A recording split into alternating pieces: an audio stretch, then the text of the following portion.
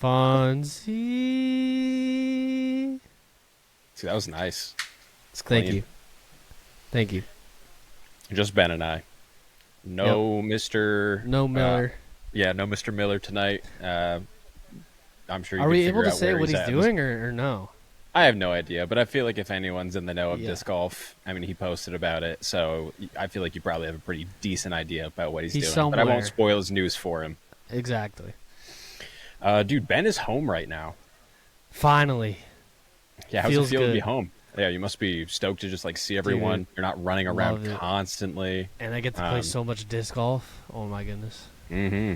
Where you been playing? I assume tons of Maple because you've been away for so long. Tons of Maple. I've played Barry. I have a tournament next Saturday. Yo, we should do a tournament together before you go, like a flex. Oh, could you do next Friday? I'm doing 2 flexes. Next Friday, maybe? Yeah, I think I should I'm doing Meadowbrook good. and Westy Acres, whichever one you want to do. Oh, well, I mean, Meadowbrook is way closer for me, so that's Yeah, probably what's going to happen.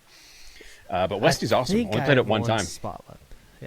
Yeah. So that'd be cool. One last tournament around with, because we only played 1, and I played terrible, and you played good actually. So I thought we played 2 before, like 2 tournament rounds. I'm sure people are finding this riveting, us talking about this, going down memory lane. Maybe they do. Who knows? we were supposed to play the hooligan round together, but then Oh, yes. Yeah, We played that's that what it Maple was. round, and I'll never forget, I think it's like hole 13. I threw my driver, and it just ripped over in the headwind. I remember you screamed. That's why you were like, hey, yo! So it just permanently in my brain. Anyways, I would we'll love make to that see. happen. You've gotten a lot better, so I want to see Dude, how. I know, I'm low key ripping right now. I But know. that's why I put something out, if anyone saw on my story, asking what people think of form work and when disc golfers talk about form and all that stuff. And the reason I put it out is because, as we've talked about in the past, I like to work on that kind of stuff. I know Ben likes working on that kind of stuff. Too but, much. Don't be like me. Well, yeah, it's really easy to get obsessive, like we talked about before. But I know there are people that don't care, and I feel like if you ever post something on social media about yourself getting better or like differences and like, oh, look at what I've been working on, I feel like people don't really care. I'm sure they're happy for you, but they're like, I don't even see a difference. Probably for them, but for you, because you're so micro analyzing each little part of yourself, I'm sure it's way more prominent. Dude, I was thinking that the other day. Like, I think I saw someone post that they're having a baby or something. Mm-hmm. I forget, but it made me think about like I was like, oh, sick. I gave it a support. But and then it made me think about how my wedding recently, I had a wedding, and then people commented congratulations, and it makes you feel like so loved and like appreciated. But on the inverse, it was like, I'm sure like every person that commented that, it was like a 2-second thing in their feed, like, oh, that's awesome, and then they move on, don't care anymore. So it's like funny. I was thinking about it. It's funny how that kind of all works out. Where like just like, I guess that's the part of social media where it's like they care, but it's for that like split second where they're watching it, and then as soon as they go to the next one, it's like off their mind onto the next. But I was thinking about, obviously when it's a baby or a wedding, it is more little different. meaningful. Yeah, a little different than form work. But yeah. So I was just thinking about that, like it means all the comments mean a ton to me, but all those comments probably were just like, oh my goodness, that's awesome and meaningful. But then it's just like, whatever. It's not their life. They don't care as much. Yeah, it's tough to say, but yeah, especially with something like form work, they're like, hey, I'm glad it's working for you, but like at the end of the day, I don't really care. That's Anyways, what I'm saying. moving on. But yeah, we'll have to make that happen, Ben. That'll be a lot of fun. Yeah. I mean, I'll you're tell home. you Are you actively editing for Gannon right now? Or Yeah, is it just kinda... Okay. I just posted a video today. Please go watch it, or else I'll get fired. It's how to throw touch shots. It's currently ranking 7 out of 10 on views, so Gannon's mad. Gannon's mad. He's yelling at me, guys. I need to get to 5 out of 10 by the end of the week. Go watch it, please. When do you actually head back out? Ledgestone. So that's like the Is that second like a weekend in month? August. Okay. Yeah, dude. So I'm only here, but this second swing is so much quicker. It's Ledgestone, um, Ledgestone, Idlewild, Deglow, then Vermont. I think that's the order. I could be wrong. It could be like I'm Oh, pretty sure it's Vermont and then Maple. So it's cool that the final event is in my hometown, but also Vermont will feel like home a little bit too. So it's definitely it's just gonna be a little quicker run around. yeah. The way that life has worked, I've never been able to go watch the Pro Tour play at Smugs, which is kind of a bummer. But I mean, even more of a bummer, honestly. I don't think that I'll be at Maple Hill this year, seeing as at that point I'll probably be in Charlotte, like permanently moved, which is What? obviously that's a great thing and very exciting. You know, coming up we'll be going to look at some places to live down there. But you know, it sucks leaving like that part behind. Obviously, like that's been my exposure to all, pretty much all, aside from like when I've Bro, gone you're out to gonna these have places. such a more I don't even know oh my goodness, a lot more fun in Charlotte. I guarantee it. It's like I feel like the community, like the Massachusetts community, is awesome and Hmm. really like it's really awesome. But if you live in Connecticut, I feel like you don't really experience it to the fullest because it's just so far. Like sometimes, whereas like Charlotte, you're gonna be like right in the center of kind of the best courses and the Right. putting leagues and everything. So I think you're gonna have in the aspect of disc golf. I think you're gonna have a lot more fun than just going to Davis Forest on a random Thursday with no Yeah, one we around. we say that it's far. I mean, it's like 45 minutes now, maybe a little bit more than that. 50 minutes from where I live to get to Maple, so it's not like it's crazy. But But this past it's weekend, far enough. yeah, right. This past weekend, I went to go. I pretty much don't know on a day to day basis. I'm like, am I free on this day? Because it's almost like I'm trying to get through each day. I mean, that sounds sad, but it's not as sad as I'm trying. I like making it sound. So, like this past Sunday, I was like, oh, I have like an entire free day. And last second, I like was able to go to Maple Hill and go play. And I was like, this might be my last time playing here, and Yeah. like until I like move, and who knows when the next time is that I'll actually play here. So I really tried to make the most of it and just throw a bunch of shots on every tee pad, and it was nice, man. For those that Wait, haven't been there lately, I mean, you can, like get barbecue there now, and they have bathrooms, which is an absolute game changer. Um, so yeah, it yeah. was a lot Did of you fun. wait? I don't know if you responded. Did you see my comment when you're at Maple? Oh, I'm trying to find a video. Dang, you post so much, which is good, but I can't. Oh, were you You talking about post. the shirt I was wearing? Yeah, I said nice shirt because I was literally at Yeah. Maple that day wearing the same exact shirt. No way. Yeah, that was in my store. If you go to my recent Well, Instagram post, yeah, yeah. I I'm saw actually you. wearing that shirt twice. I saw you at Buff wearing it, and I was like, "That's hilarious." I didn't know that you owned. Yes. Yeah, for some people that don't know, Hops on Par. I think RIP.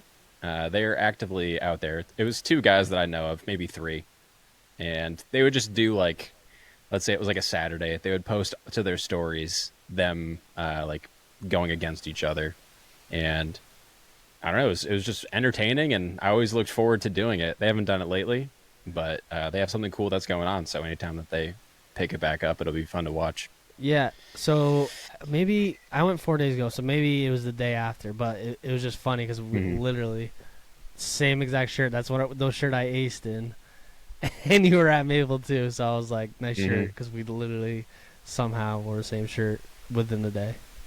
So as we talked about before, I have when I put out that question asking people for like their unpopular opinions. We did them a little bit in the last episode. Oh I yes, have we gotta do more. a metric ton of them. So I think that's what Ben and I are going to do while Mr. Yes, Miller is off doing what please, he's doing, and we'll please. we'll give our thoughts, and people will roast us. And with better audio, I can't. I listen back to the podcast. It's like I'm like and you're like, Yeah, I know. I It's like, know. what the The heck happened difference there? was that was rough. I mean, we're always adjusting on the fly. Yeah, All right. exactly. First, okay, this person says league and playing in large groups is lame. Wrong. Absolutely wrong. It's like the best thing ever. I pretty much love. playing like if I was more casual, I would only play with my friends. Like I like playing alone because I want to get better at the sport. But like it's just like some days if I want to play alone, it's just I sometimes have to get a little more of a boost of motivation to get out there. If I don't have it, like some days I'm like, yeah, I'll just go. But some days, but like there'll be times where I'm like about to go alone, but then my friends like, oh, like I'm gonna be here, and I'm like, okay, like I'll do. If a friend's there, even if I'm dead tired, I'll go play. Like it's just so much better. I respect it. You don't. I've never played League once in my life. Sajko, So that's crazy to hear. There's Brooklyn League, like there's actually Brooklyn League balls out. There's a good number underground of one. people that. Yeah, there's a good number of That's people underground. that go It's technically not like I don't think it's legal really. there. Yeah, we're not gonna talk about that, but yeah, I mean, there's It's League. like the mafia of disc golf leagues. I don't know why it doesn't do it for me. I feel like the enjoyment that I get out of disc golf is just going out and just trying to decompress, like having an outlet to like just go throw like fun shots. And of course, I play with my friends occasionally, but I just don't feel the need right now. And I'm not saying that it will never happen to like compete against other people. Obviously, I'm sure coming up, I'm going to be on the camera a lot, which is why I've been putting so much time into trying to get better in every way that I can. So it's like I'm kind of training like low key before I'm exposed on a daily basis. So hopefully it pays off. So is that like a little teaser of what's to come in the Sajko future when he moves to Charlotte? I'll be completely honest, Ben. I don't entirely know what I have. So I have like an entire list of all these cool things, and I think once I'm down there, we're all going to try to get on the same page and discuss like cool concepts that we can do moving forward. Me saying that, I'm sure it's inevitable. Like I'll be doing a bunch of that kind of stuff, especially as Joe, kind of like I talked about before, not stepping away from doing content. That's silly. More so just making it less about him and more about the community. So like if he's busy doing whatever, I'm sure I'll be doing like, hey, new disc came in. Like, let me go record some stuff and make content with it. But yeah, I mean, I can't just be out there for hours being like, I need the perfect shot. I need the perfect shot. It's, just get out there, boom, throw, get comfortable with doing that, get into a rhythm. But yeah, I don't know. Back to the question. I don't play League, and there is a small part of me that every time that I see League is happening, I'm always like, ugh, they're taking up the entire course right now. But I think it's good. I mean, that's how you form. That's how you form community. It's so funny. Go ahead. No, I mean you can. Yeah, go for your thought. I was gonna say it's so funny. The juxtaposition. I think me and you are complete. After knowing you for like a few years now, are the complete opposite disc golfer.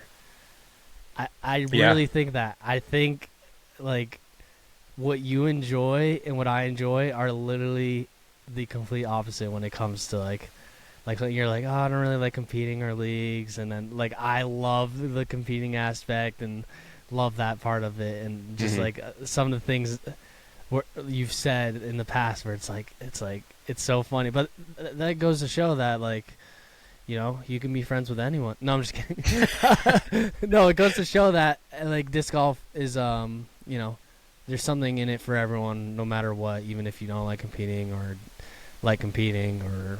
don't even want to watch the pro tour. There's something for everyone in disc golf, and that's what's special about it. It's like you can do it your own way and still have a ton of fun. Yeah, I mean, hey, we somehow, I like just doing the stuff that we do. We became friends, and we still, we'll have to hang out with this tournament coming up. Who knows? Maybe I'm washed, but I think I'll be okay. Be able to hold my own. You've definitely gotten a lot better. I know we used to like talk about like form and stuff like that when we were like recording those videos like maybe it was 2 years ago now, like recording those videos together when I was trying to figure it out and like still like doing stupid stuff like purposely pulling through on Annie because Gannon said it once in the video and it was like the worst decision of my life. Now I do it naturally, but like trying to force it. But like it's just like you're form is just so much more just crisp, but it's also like more powerful. Where before it would kind of like flutter. It was like strange. It Y- can't really. Now it's like actually like thwapping. Yeah, the big difference for me and what I would not recommend was I had something that I was doing, and I think I'll compare it a little bit to like Nick Carl form, and where he does a Like a not hop like and a squat. bounce. Yeah, he does Yeah, like a yeah. hop, and then he kind of like Like a squats. squat. Yes, yes, yes. And Nick Carl. doing that, it made my form automatic. So like I didn't have to do anything. Like you would squat and like your arm would just come through and fling the disc. The problem that I felt like is I like plateaued. I didn't feel like I could get any better with throwing that way. Where I was like, I don't am I supposed to like run up faster? That seems like counterintuitive.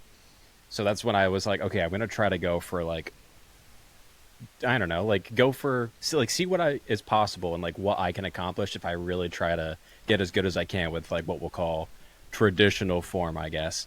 So for the longest time, and like what Ben is talking about there, where I would just go to throw and I would not hit a power pocket and it would just like flutter out of my hand. Yeah, it would And just be dude, like, it's the wah. most annoying thing ever because the way that I'm throwing now and that like they are two completely different styles of throw.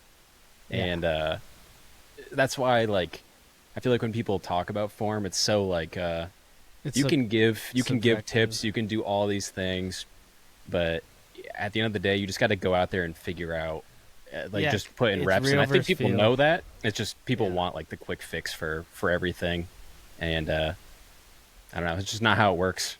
Yeah. If I tried to explain to someone what I think about, I mean, it's like listening to someone that has worked by themselves for 3 years talk about like their interests. Like it's just so bizarre and weird.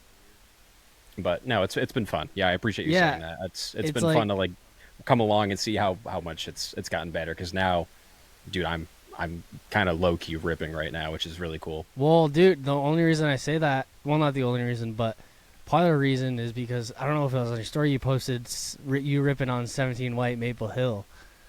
And Yeah, I almost aced it. I mean, what do you think that yeah, plays? Like 350? It probably plays like 350. You think? I don't I, know. It's uphill. yeah, it's like 300 uphill. I think. I just remember when I first was like now that obviously that hole is like, if I don't get it, I'm pretty upset. But Yeah. I remember when I first, not when I first, but like as I got better and was able to throw more, that was like kind of like that uphill on 17 White was kind of like a threshold that like made me realize like, oh my goodness, like that was like a, if I got it up there, like, oh my goodness, I'm getting a little more powerful now, stuff like that, where before I was always short. Like I it probably that incline probably doesn't do like the video justice. You gotta really go up there, but that was like, for me, that was my tell. Like, okay, like if you're getting up on the hill, you have some power. So that's what I was Hmm. saying. That when I saw you do that, I was like, okay, like that looks pretty easy, and Yeah. that's like that's like easily, yeah, 350, but uphill. Like I don't know, it might be like a 400-foot shot. That's what I'm saying.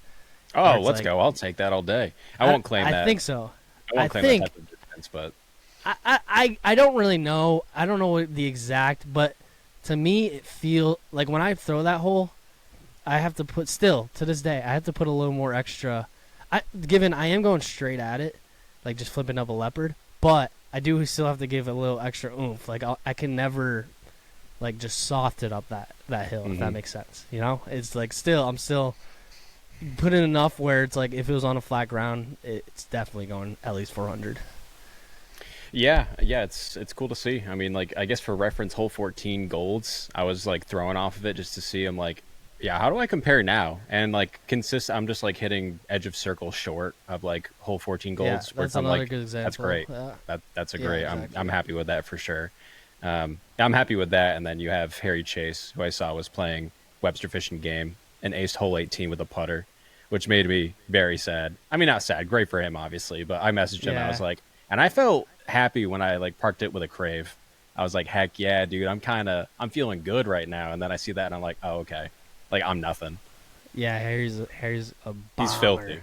Yeah, he's Yeah, filthy. he's doing good on tour too. Shout out Harry. Shout out Harry. Okay, back to League. League, it's great. It's important for community. I just don't do it because I'm a pleb, and eventually I'll probably do it. Oh, dude, in Charlotte, you'll be doing it every week at least. I would like I'd to say. think so, but honestly, man, I'm probably gonna be pretty busy. It will be nice not having two jobs or three, whatever it is that I'm doing now. Well, because league is always after work. I don't know what your schedule's gonna be, but it's always like a nice little You and me both. thing to to do after work. It's like chilling with the homies. Hell yeah. Um, okay, this is kind of a wild one. Disc golf is not always a welcoming community, especially here in Connecticut.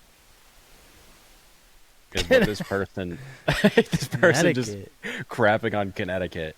And guys, I'm telling you, Connecticut disc golf is great. No one plays it because it's so close to Maple Hill, but there are some really good courses that are That's worth what I'm playing. saying. I live like 30 minutes from the border, and the lowest I played Old Saybrook or whatever. Hmm. But like consistently, like I'll get to West Thompson and that's it. Like everything else is like an hour plus. That's why I don't know have any Yeah. experience with Connecticut disc golf. But obviously, there's a big dedicated scene there. Um, I Hmm. I think I agree with them. 95% is welcoming, but then like the internet, like I can see how it cannot not be, especially I think for if you're a newer player that isn't really great at making friends, I guess.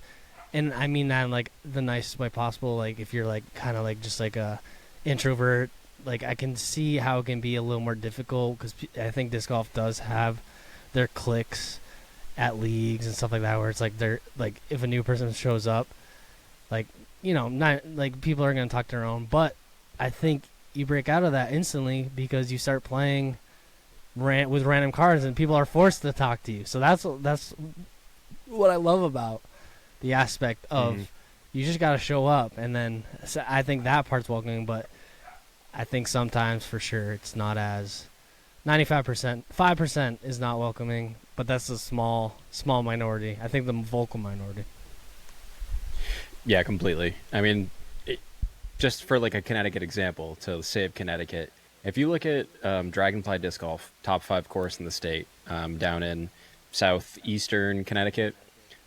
So anyone that knows Quentin Q, who does a lot of camera work for the Disc Golf Pro Tour, he works on that course all the time. I mean, I couldn't tell you specifically how much he does, but he is out there consistently, and they are so incredibly welcoming at that property.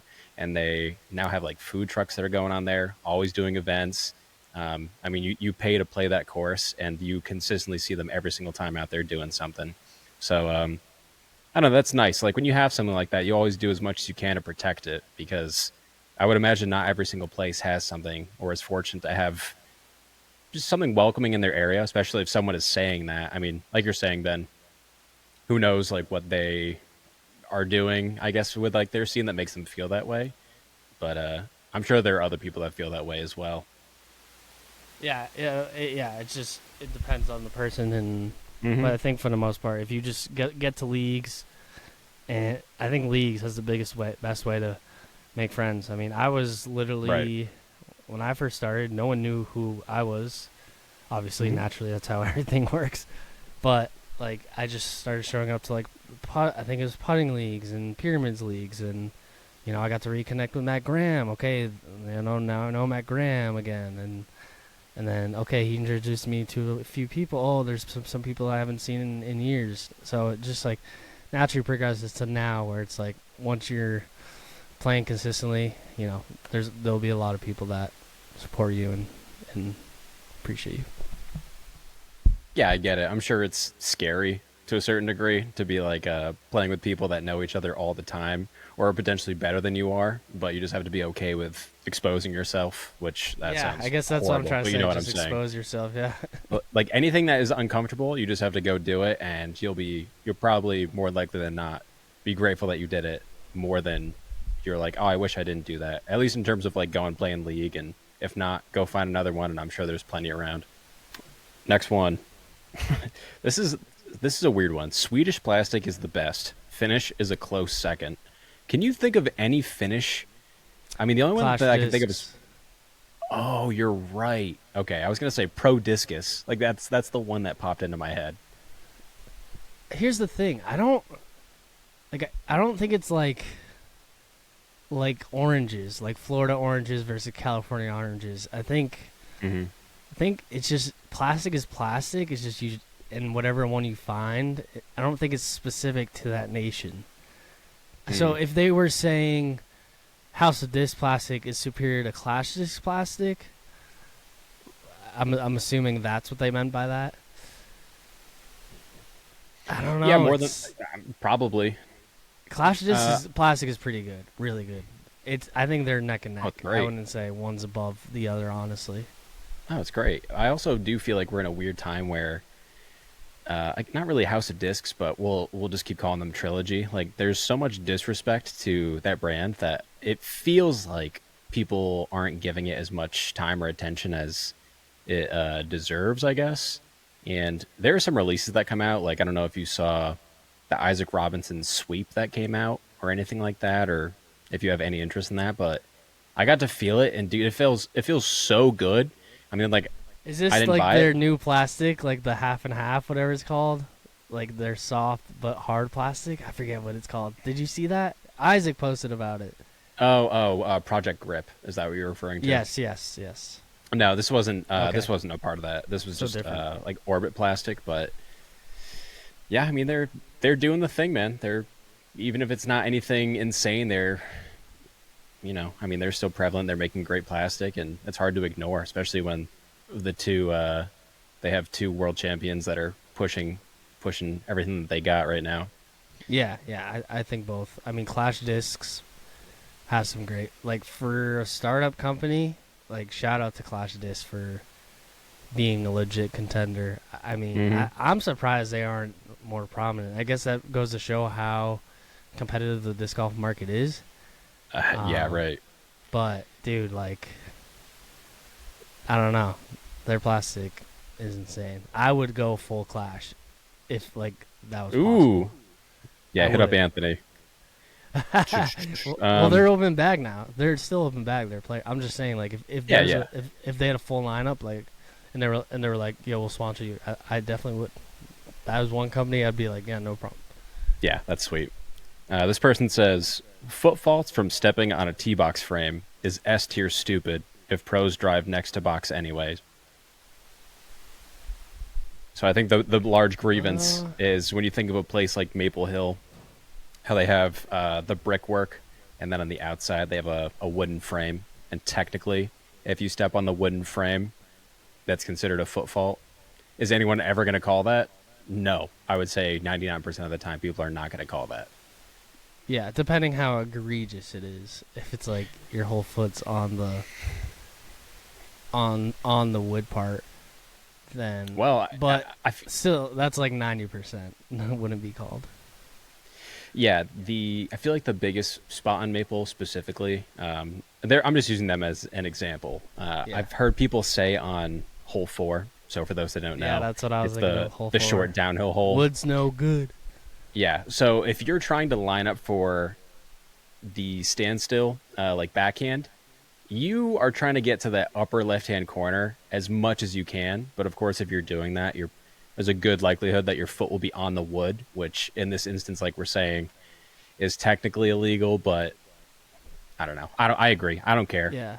I mean, you're Yeah. still on the teeing surface. I think most people would probably agree with that.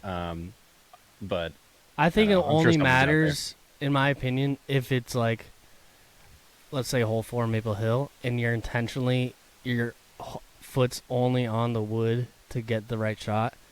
Like you start on the wood. Like let's say, like I used to always do a flick. Let's say, like down it. Let's say I line up on the wood completely.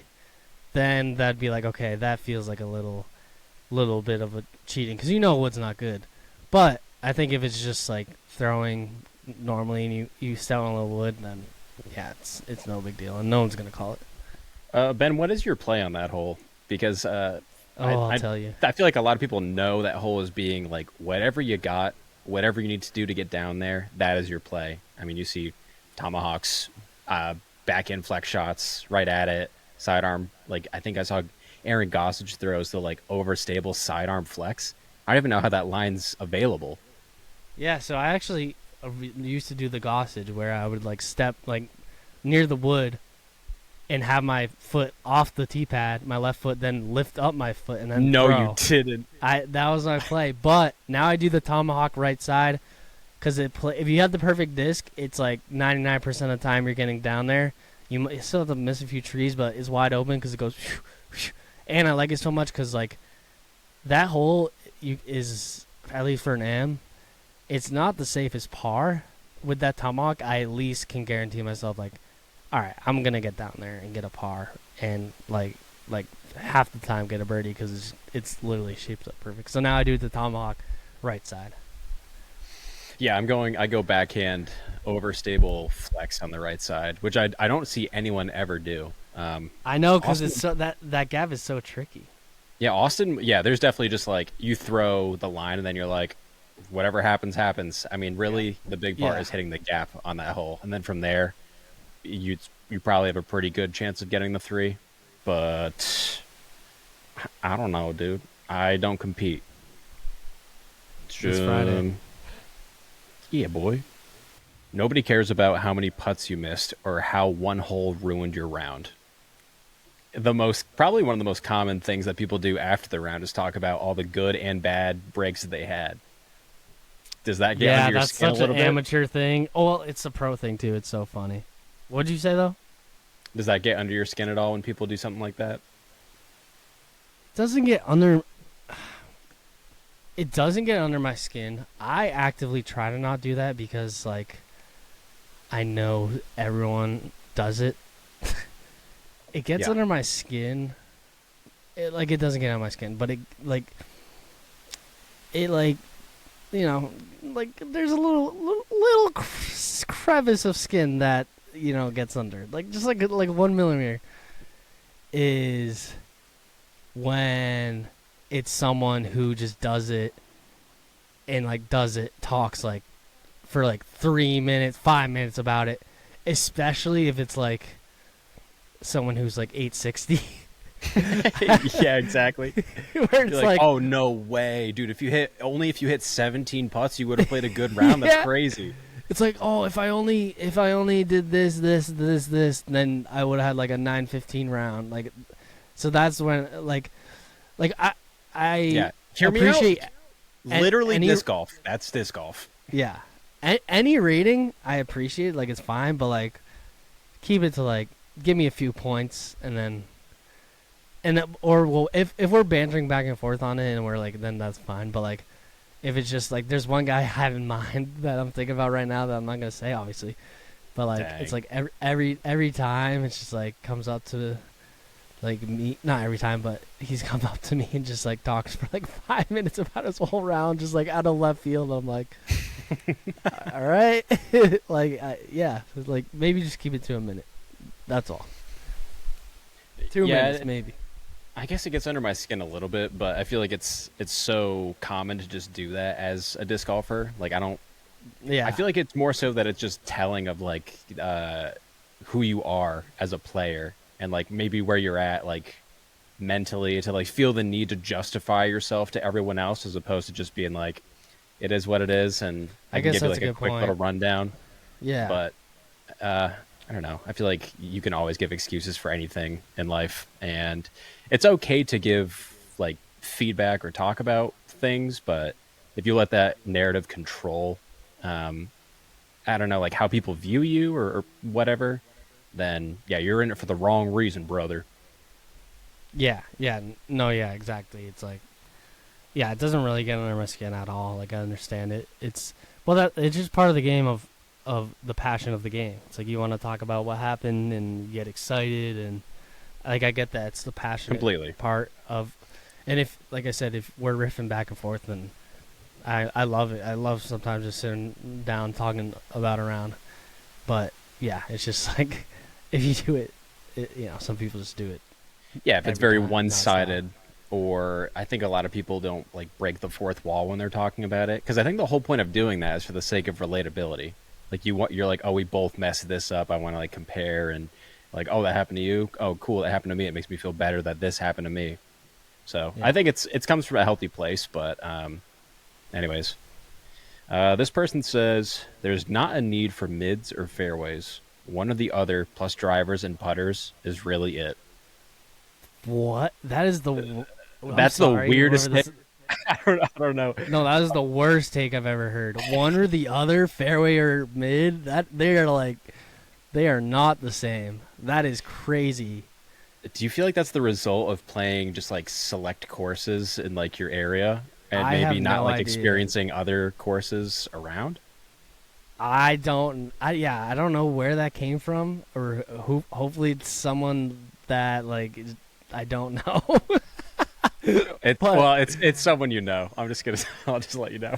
okay, well, guy I know or girl I know. I'm sorry, but yeah, that I honestly reach out to me. I'd love to hear your kind of like understanding and the reason you're saying that. Maybe it's just because I don't know. I don't know. It's like every slot is 100% necessary. Fairway, driver, mid range. Like the one thing you could maybe argue is you can get rid of the fairway slot if it was like if there was um like you had to purge one for some reason during a tournament. But this is like the control driver slot. I'm talking fairway like 6 to 10. That's what I mean by fairway. I guess you can get away with that, or actually no, you could get away with. Let me flip flop that because now I'm thinking you could probably just get rid of distance drivers, and if you had to eliminate one, because I can get a PD, a flippy PD, just as far as a destroyer, not as far, but good enough where it's suitable. But I think every slot in the bag is 100% necessary. I just the worst take in my head. The reason I said that is you can you can go one or the other between mid or fairway. That doesn't make sense to me. That's tough. Yeah. I mean, you mentioned PD, and this is something that I've been thinking about for a little bit now. Have you heard of the Castoplast Malm? MALM? Oh It came yeah, out like I have heard a of it. few months ago. I feel like three people will probably talk about it this year in total, and it's kind of a disservice to that disc because I feel like I have one, and I was like, I don't really know what to expect. It is incredible. It's kind of like a seasoned PD right out of the box.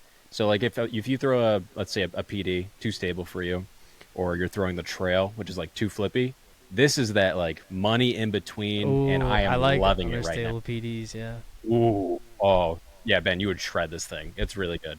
dude, I've been throwing the. I lost it, obviously, What? but the What's the longest standing disc in your bag? Is it still that what is I it, lost the MD2? MD2, bro. Oh my, I No, lost it Ben, in what do you? Iowa. I had that was the longest standing until I lost it. It was like 3 years in my bag. I'm so bummed. Was it when you were playing with like the boys? Dude, it was just me doing field work. You don't I even think. know. Oh, that sucks, No, it was me. man. It was me doing field work, and I swear I picked it up, and then I didn't, and then it was at a place Oh, where that's it the was like, worst. yeah, where it's like no drop box. If a course doesn't have a drop box, then like just say goodbye to your discs. Like Yeah, that's just how ripperoonie. just how it feels. I feel like it's too inconvenient for people to like go to the nearest pro shop or whatever. I think people just like don't care and will take the disc instead. Yeah, that's why playing at Maple is kind of a cheat code. Normally, you would think that throwing in the water, you're like, I'm never going to see that disc again. But if you're playing at Maple, that's the best likelihood that you'll get a disc back. Yeah, exactly. You'll 50% get it back, which is great odds when it comes. Anyways, to return I discs. think I interrupted you. What did you say that you were throwing lately? After I was talking, you were like, I love the flippy PD it was slot. it was the year of winner stamp from this mania with like all the cards of all the winners, like Oh, that like- PD, the like. yeah, whatever it's called, the cards as in like playing cards where it's like Yeah. ace, and it flips up, dude. I was throwing it off one diamond at Maple and landing maybe 100 feet short of like the Mando, the triple Mando. So dude, That's that's disgusting, that and thing I'm was very angry bombing. And because that just feels stable. Like it feels pretty overstable. yeah, for the one I had was super flippy, but like I was opting to go with it over my like destroyers. I was just the control was so good. I felt had way more control, and the flight was just more expected. I don't know. So, but I lost it. So now I'm gonna go be bad again. Well, yeah, it's nice when you find that money disc that you're just like automatically connect with, because honestly, it's kind of rare. This person says within C2, it is always the archer and not the arrow. Uh, I don't Within know. I feel C1 for sure. yeah, I feel like I mostly agree with that, but then I think about like C2 putting statistics on the Pro Tour, and I'm like, I feel like Yeah, they are much it's so lower than hard we would C2. than like the Yeah, general Joe Schmo. It's like, it's like yeah, bro, 40% is like insane if I'm in at 40 C2. feet, bro, I'm for sure making 6 out of 10. You know, like that's me. I can say it here if I'm listening to the In the Bag podcast, which they've changed their format, but in the past they would try to get a decent idea of what the person's skill level was like. So they'd ask how many putts they'd make from different stations, and then like distances, all that stuff. And you would, of course, you get the person that would be like, yeah, 6 out of 10 from 40 feet, absolutely. That's my spot, bro. I'm dialed. I'm dialed there. And I believe that they think that, but if you were to actually, you know, Yeah, if you actually do it, I'm sure it's not that. If the best in the world, I mean, what's the best in the world right now? It's like 30 something percent, like yeah. mid 30s, Something. if I had to guess. So you're probably not better than that, is my Well, point. because C2 what extends to like 60 something feet. That is like Yeah. really far. Like, and you're still in C2. Like C1, barring any wind. Like if you're missing, yeah, it's Hmm. 90% your problem. Yeah. Ooh, it should cost more than $1,000 to PDGA approve a disc. Should feel like a big deal. Ben, I don't know about you, but I didn't know what the cost was for approving a mold through the PDGA to make it legal.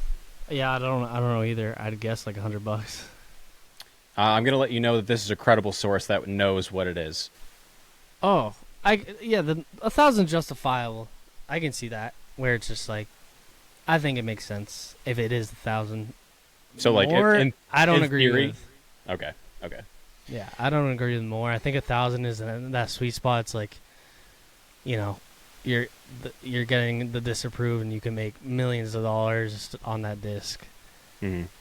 I guess it depends on the company, but like, yeah, I think 1,000 is like a good, nice sweet spot.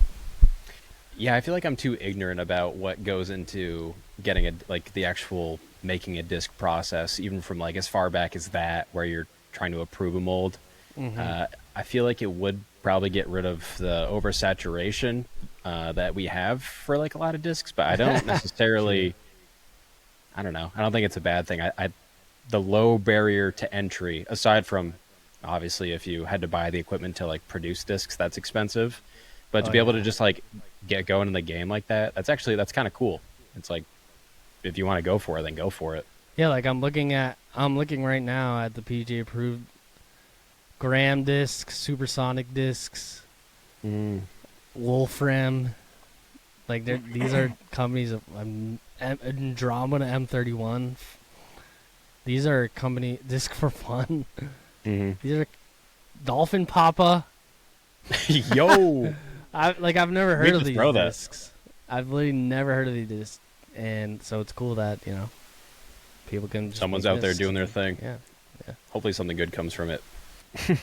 This person says, not throwing your putting putters, aka it's weird that people don't throw their putting putters. I'm assuming is what they're saying. I Do you throw disagree. your putting putters? So I do, but I am an anomaly because if I have 5 putters in my bag and 2 of them are my putting putters, but you know me, I throw a ton. Like if I'm like trying to hit a gap, I'll just throw my putting putters at the end. Like I'll be like, whatever. Hopefully it doesn't hit a tree. If I'm practicing. And then you But do. exactly. But I disagree. I think it. I think you shouldn't throw your putting putters. Just bag another putter that you like to be throwing because your putting putter, like, it needs to be consistent, needs to be clean. Like, throwing them is the number one way to get it warped and scuffed and dirty and have it not be your putting putters anymore. Unless you like beat up putters, then that's a different story. Yeah, I'm the exact same way. I don't. My goal is not to throw them, but I do end up throwing them just because I'm like, I'm out of my throwing putters. So I'm just Exactly. gonna throw Yes, these. Sajko. That's so funny. That's me. Ben, what are you putting with right now? Or is it still Rainmakers? Yeah, still Rainmakers. They're still. Oh, I feel like that's extra tough. They're not, they're not making those actively. I feel like. They are not. So yeah, I've lost some, but yeah, still, it's still putting with them. I don't know. Maybe I need to switch them. That'll make me a better putter, right? AM players, so opposite of what this person said last week. AM players should bag destroyers or something similar. Yeah, I don't know if you were able to give your thoughts on this last week, Ben, because you were kind of like busy, obviously, in and out a little bit. So I guess if maybe you missed it, don't know. Someone last week, real quick, Ben. Someone last week said that 99% of players should not throw anything above a 9 or 10 speed. So I'm gonna, dude. I feel like I'm giving the opposite on all these takes so far. I am gonna give. This is a hot take, controversial take that no one's gonna agree with me, but Well, it's the perfect segment then. I disagree to an extent. I think everyone should start with the slower speed when you're first getting into it. You know, you don't want like if you can't get a disc like past like 100, 150 feet, then like, yeah, you're not, don't throw a destroyer. But if you're like 250, maybe 300, and like can at least get some flat out destroyer, even if it's still overstable for you, I think it's one of the best ways to learn how to actually like not okay. Let me I gotta really think about. I don't think it's the best way to learn. I think like throwing understable disc is the best way. You know, getting that flight, starting to learn how to do that. But I think it's one of the best ways to like get distance. Because when you're throwing a destroyer, if it's overstable for you, like, and you keep throwing it along with other things, like, I think that is one of the biggest reasons why I can throw far is because like I was throwing destroyers early and often, and like I was going over hole 1 Maple Hill a lot when I could only throw like 300 feet, and I was dunking every other disc in the water. But it's because I wanted to eventually get there, and I kept trying, and eventually I did get there. Like, so I think there's the fact of the matter that, like, you know, if you keep doing the same thing over and over and trying to throw the destroyer, eventually it is going to start flipping up, and then eventually it is going to fly nicely. So I think that's my take. I don't know if that really answers the question at all, but I know for me personally, me throwing destroyers when I really couldn't definitely helped me be able to throw them eventually, because I just kept trying new things and trying to throw harder and more. So wait, you set that up the whole time as if you had the opposite opinion, but then in the end you ended up saying that you think that you should throw destroyers and such. Wait, I thought it was saying you shouldn't. I'm sorry. So I used the last week's example just as like the juxtaposition of this week's example. So I'll repeat what this person said. Oh, man. AM players should bag destroyers or something similar, is what the person for this week said. Oh, yeah. Okay, so I do agree. I do agree to an extent. Yes, sorry. For some reason I thought he said shouldn't. I do agree maybe to I an extent. confused you. Where I think you got to get a certain threshold, but then once you're at that certain threshold, I think start throwing destroyers. Like, eventually you will be able to throw destroyers if you keep, because like there's so many pros that say, how are you able to throw far? Like Corey Ellis and Aaron Gossage. I like, in the back of my head they've said it somewhere. It's like, I just went to a field and I kept throwing hard, and that's how they got their form and stuff like that, and that's how they're able to throw. So I do believe in that essence of, like, you know, eventually if you have enough power where, you know, you're starting to flip over the diamond, or you're starting to flip over the another flippy disk. I don't know. Then F9. then maybe graduate a little, but eventually you can get to the destroyers and try it out. Well, I think the name of the game, like we talked about with the previous question, is exposure. So you're not going to get better at something if you're not doing it. So if you're spending all this time just trying to be like, oh, I'm smooth, I'm just like working on Just my throwing form, leopards. I think there's value in that, but eventually you got to step it up a little bit. Like you're not going to build that muscle tissue or like muscle memory for throwing far unless you're doing it. So that's exact, dude. Another episode, another. That's what I was trying to say.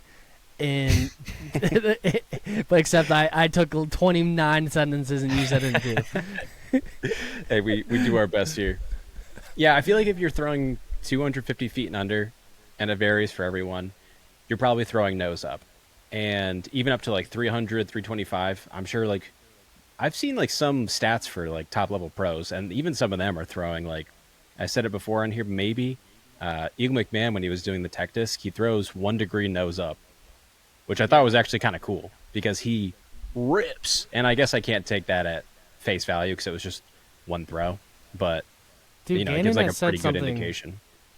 To me, similar to that, where it's like on distance shots, nose up is sometimes good because for some reason it's like flying a certain way. I don't really know. See that you're getting like the helpful inside scoop from these guys, man. He said like, something like that. I forget. But yeah, you got to figure out on your own, and it sucks. And if you want to get better, it's just what it takes. Anyways, yeah, I guess thanks everyone for listening along to this episode where we just give our takes on other people's takes. Apparently, we're at that point in the podcast. We're just uncreative hacks. Yep, and take what we said at face value. We're not correct. That's just our opinion, not experts. No, we're correct. We're for sure correct. We're correct. Actually, we're 100% right. Sweet. Well, Ben, nice catching up. Thanks everyone for listening, and until next time, Funsie out. Funsie out, guys. Look, it's Nick Carl's cousin. Thank you.